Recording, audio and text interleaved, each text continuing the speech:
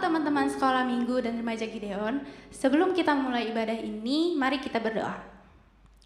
Tuhan Yesus, terima kasih ya Bapa atas anugerah-Mu, kami dapat tetap melakukan ibadah ya Bapa. Kau telah memberikan kami kesempatan ya Bapa, walaupun kami tidak dapat melaksanakannya di rumah-Mu ya Bapa. Kami yakin dan percaya Engkau hadir dimanapun kami berada ya Bapa.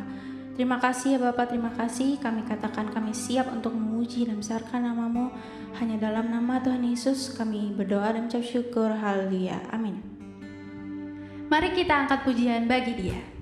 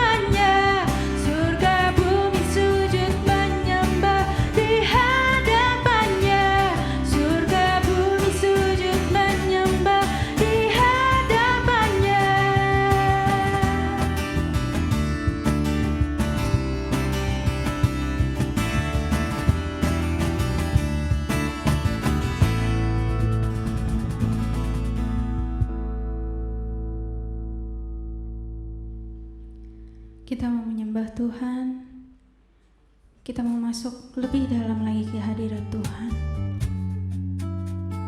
Mari kita nyanyikan lagu Yesus Engkaulah Juru Selamatku.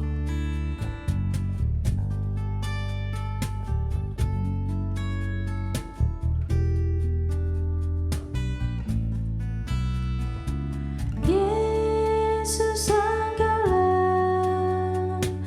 Juru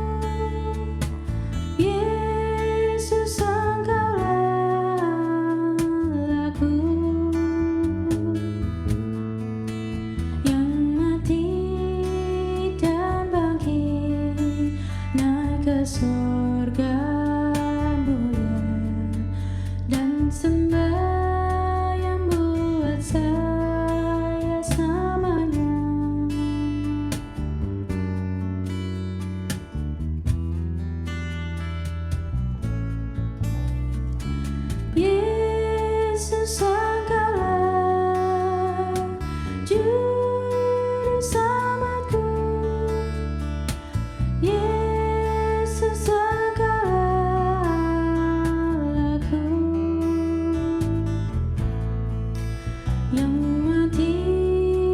dan bangkit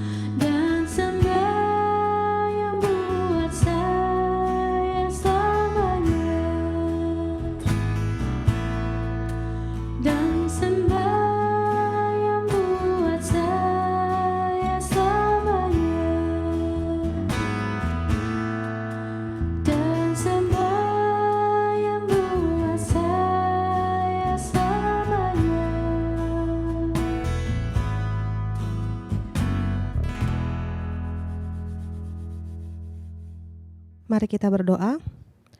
Tuhan Yesus, Allah Bapa kami yang berada dalam surga, puji syukur kami naikkan kepadamu Tuhan, kami masih boleh datang kembali untuk beribadah kepadamu. Saat ini kami mempersiapkan hati kami untuk mendengarkan firman Tuhan. Teduhkan hati kami, teduhkan pikiran kami, sehingga kami boleh dengan fokus mendengarkan apa yang hendak kau sampaikan kepada kami. Jangan biarkan ada perkataanmu Tuhan yang berlalu dengan sia-sia, sehingga kami Tuhan boleh belajar semakin mengenal Engkau melalui firman Tuhan pada hari ini. Terima kasih Tuhan Yesus, kami sambut firman-Mu dalam nama Tuhan Yesus Kristus. Haleluya. Amin.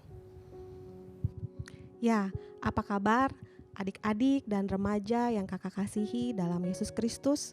Hari ini kita kembali datang untuk mendengarkan firman Tuhan mengenai peringatan kenaikan Tuhan Yesus Kristus ke surga.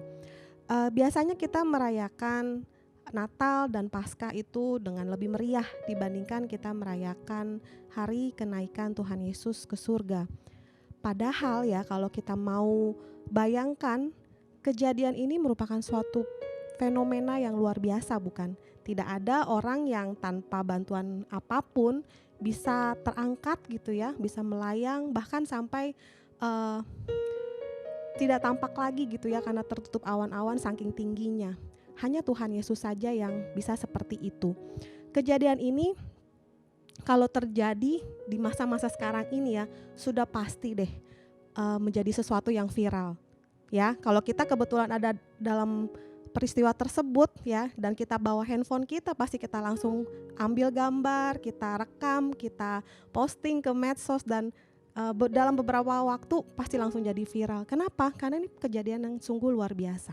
Ya, tidak ada manusia seperti kita ini ya, tanpa alat bantu apapun, tanpa ilusi tipuan ilusi bisa melakukan peristiwa tersebut gitu ya. Hanya Tuhan Yesus. Kenapa? Karena memang Dia adalah Tuhan. Nah, mari kita baca kisah ini ya, dalam Kisah Para Rasul 1 ayat 1 sampai dengan 11. Yuk kita buka Alkitab kita baca, kakak akan bacakan ya. Kisah Para Rasul 1 ayat 1 sampai dengan 11. Hai Theophilus, dalam bukuku yang pertama, aku menulis tentang segala sesuatu yang dikerjakan dan diajarkan Yesus, sampai pada hari Ia terangkat. Sebelum itu, Ia telah memberi perintahnya oleh Roh Kudus kepada rasul-rasul yang dipilihnya.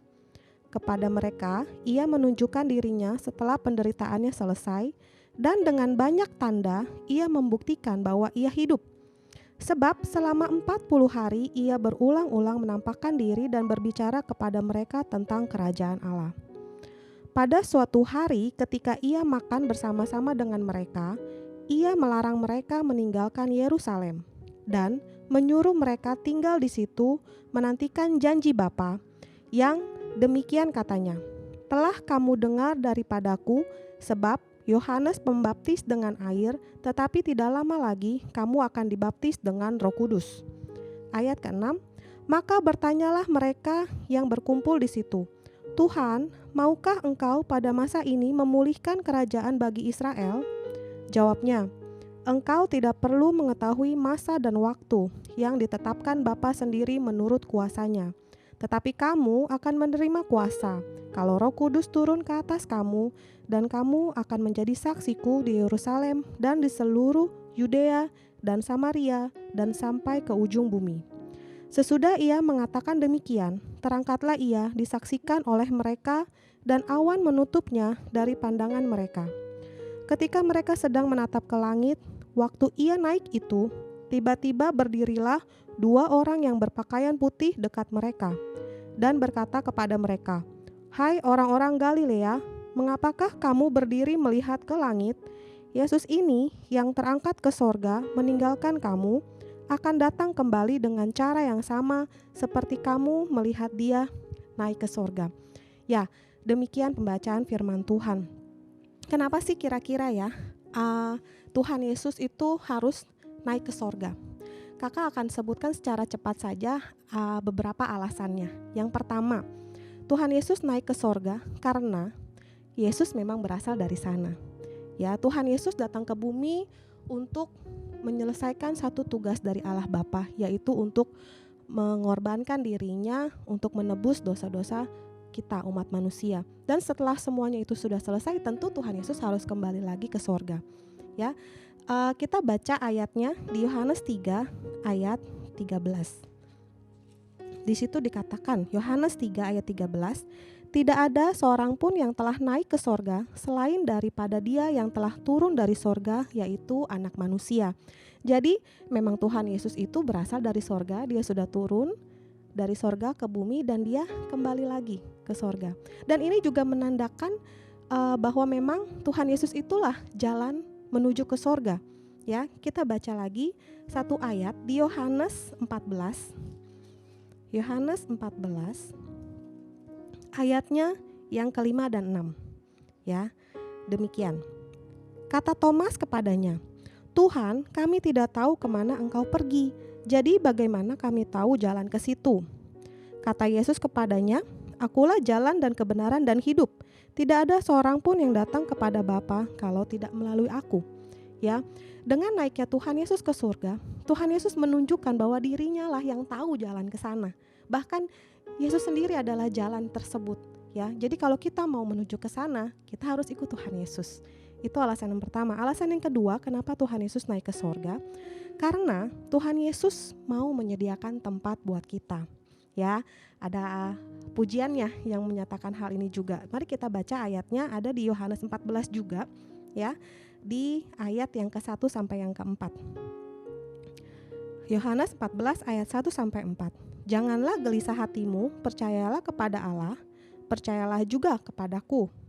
Di rumah Bapakku banyak tempat tinggal. Jika tidak demikian, tentu aku mengatakannya kepadamu. Sebab aku pergi ke situ untuk menyediakan tempat bagimu. Dan apabila aku telah pergi ke situ dan telah menyediakan tempat bagimu, aku akan datang kembali dan membawa kamu ke tempatku, supaya di tempat di mana aku berada, kamu pun berada. Dan kemana aku pergi, kamu tahu jalan ke situ. Jadi Tuhan Yesus naik ke sorga juga buat kita. Ya, bukan berarti dia meninggalkan kita. Malahan Tuhan Yesus mau menyediakan tempat buat kita dan dia berjanji akan menjemput kita, mengajak kita tinggal bersama-sama dengan dia di sorga. Lalu alasan yang ketiga, sebelum yang ketiga, kita harus ingat juga bahwa yang nanti Tuhan Yesus jemput itu bukan sembarang orang gitu ya. Yang Tuhan Yesus jemput hanyalah orang-orang yang setia sampai akhirnya. Oke, alasan yang ketiga, kenapa Tuhan Yesus naik ke sorga?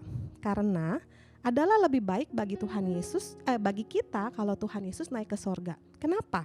Yuk kita lihat di Yohanes 16 ayat 7.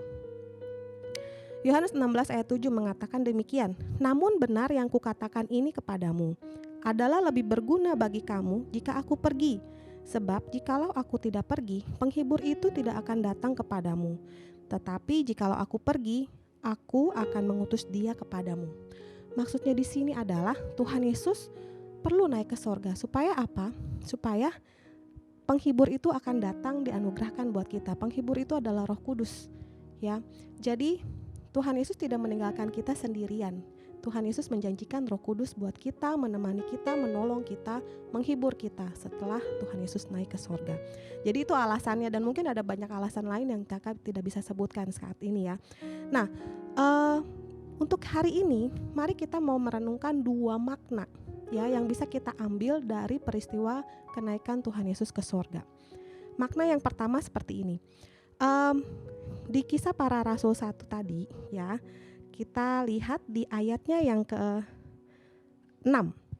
Kakak baca lagi ya, Kisah Rasul 1 ayat ke-6. Maka bertanyalah mereka yang berkumpul di situ, Tuhan, maukah Engkau pada masa ini memulihkan kerajaan bagi Israel? Ini pertanyaan murid kepada Tuhan Yesus ya. Kenapa murid ini menanyakan hal demikian? Pada waktu itu murid-murid sebenarnya merasa sangat semangat gitu ya ketika Tuhan Yesus akhirnya bangkit. Mereka yang tadinya sedih karena Tuhannya sudah mati, jadi bersuka cita karena melihat bahwa memang Tuhan Yesus itu berkuasa mengalahkan maut, dia bisa bangkit. Dan di benak murid-murid saat itu mereka berharap Tuhan Yesus inilah yang akan menjadi pemimpin bagi Israel. Saat itu Israel berada dalam pemerintahan kekaisaran Roma. Mereka istilah kita dulu gitu ya, dijajah gitu ya, tidak bebas. Orang Israel pengen lagi gitu ya berjaya seperti masa-masa lampau saat dipimpin sama Daud gitu, sama Salomo, dan mereka berharap Tuhan Yesus ini yang akan menjadi raja mereka gitu, memimpin di bumi seperti yang mereka harapkan. Tapi kenyataannya tidak demikian. Tuhan Yesus punya rencana yang lebih baik lagi daripada itu. Dia tidak hanya memulihkan bangsa Israel yang cuman sedikit gitu ya. Tuhan Yesus maunya menyelamatkan semuanya, semua umat manusia. Jadi yang bisa kakak simpulkan dari kejadian ini adalah bahwa seringkali dalam hidup kita, ya kita juga seperti murid-muridnya saat itu. Kita memiliki satu keinginan yang menurut kita, menurut akal sehat kita, menurut logika kita itu bagus ya. Kita berpikirnya, wah ada Tuhan Yesus saat itu gitu ya, dia sudah menunjukkan kuasanya, orang-orang sudah melihat mukjizat yang Tuhan Yesus lakukan, berarti ini yang akan menjadi pemimpin mereka. Ya, mereka pengen langsung instan gitu ya. Dan memang masuk akal gitu ya. Kalau misalnya saat itu Tuhan Yesus jadi pemimpin, pasti banyak sekali pengikutnya, banyak orang percaya sama dia. Tapi seringkali Tuhan tunjukkan kenyataan yang berbeda dari apa yang kita harapkan. Ya, contohnya gitu ya, kalau sekarang mungkin ada yang adik-adik yang gagal diterima di sekolah atau di kampus favorit kalian, padahal kalian berpikir itu akan menjadi satu langkah yang bagus untuk masa depan kalian. Kalau keterima di situ, wah masa depannya pasti terjamin dan lain sebagainya. Tapi ternyata kenyataannya tidak demikian. Atau mungkin di saat-saat corona seperti ini, usaha orang tua lagi nggak bagus, atau mungkin ada yang kena PHK, ya, kok sepertinya tidak sesuai dengan kehendak kita gitu ya, tidak sesuai dengan apa yang kita harapkan. Atau mungkin contoh lain, kita berharap orang lain ini, kita mengasihi seseorang dan kita berharap orang itu berubah jadi lebih baik, tapi kok sudah kita doakan, kita nasihati, tidak kunjung berubah juga. Kok gak sesuai ya dengan harapan kita. Jadi seringkali kita kayak gitu kan ya, mengharapkan sesuatu yang menurut kita itu baik, sesuai dengan logika kita, tapi pada kenyataan tidak demikian. Peristiwa ini mengingatkan kita bahwa sebenarnya apa yang kita pikirkan itu terbatas. Ya, apa yang bisa kita pikirkan itu sangat terbatas. Pikiran kita sangat terbatas, tidak seperti pikirannya Allah. Jadi apa yang dilakukan murid-murid setelah ternyata kehendaknya mereka atau angan-angannya mereka tidak tercapai. Kita lihat ya di Lukas 24 ayat 50 sampai 53. Lukas 24 ayat 50 sampai dengan 53. Lalu Yesus membawa mereka keluar kota sampai dekat Betania. Di situ ia mengangkat tangannya dan memberkati mereka.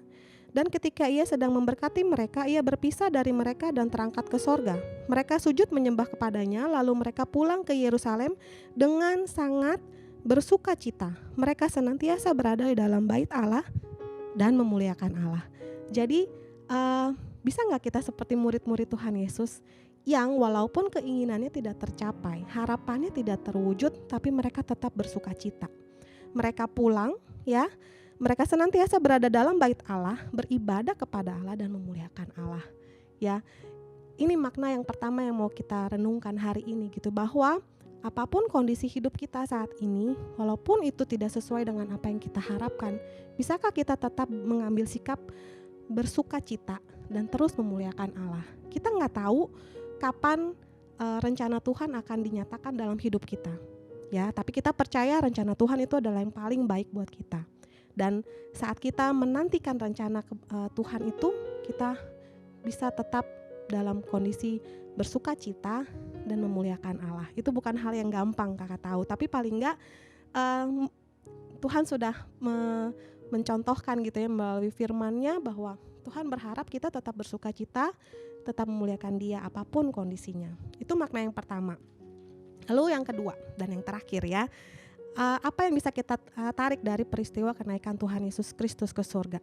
Yaitu peristiwa ini adalah sebuah pengingat buat kita akan janji Tuhan yang lain, yaitu bahwa Tuhan Yesus akan datang kembali. Ya, kita baca lagi di Kisah 1 ayat 11. Kisah Rasul 1 ayat 11. dan berkata kepada mereka, "Hai orang-orang Galilea, mengapakah kamu berdiri melihat ke langit? Yesus ini yang terangkat ke sorga meninggalkan kamu dan akan datang kembali dengan cara yang sama seperti kamu melihat dia naik ke sorga." Jadi Tuhan Yesus naik ke sorga dan dia berjanji akan datang kembali dengan cara yang sama, ya. Tapi kapan waktunya tidak ada yang tahu, ya. Di Matius 24 di situ dikatakan demikian. Matius 24 ayat ke-36 sampai 44.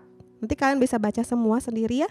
Kakak akan lihat dari ayat yang ke-42. Matius 24 ayat yang ke-42. Karena itu berjaga-jagalah, sebab kamu tidak tahu pada hari mana Tuhanmu datang. Ya, tidak ada yang tahu. Kalau ada orang yang dengan berani bilang gitu ya, tahun ini, hari ini, jam segini Tuhan Yesus akan datang lagi, itu pasti tidak benar, ya. Karena tidak ada seorang pun yang tahu kapan Tuhan Yesus akan datang.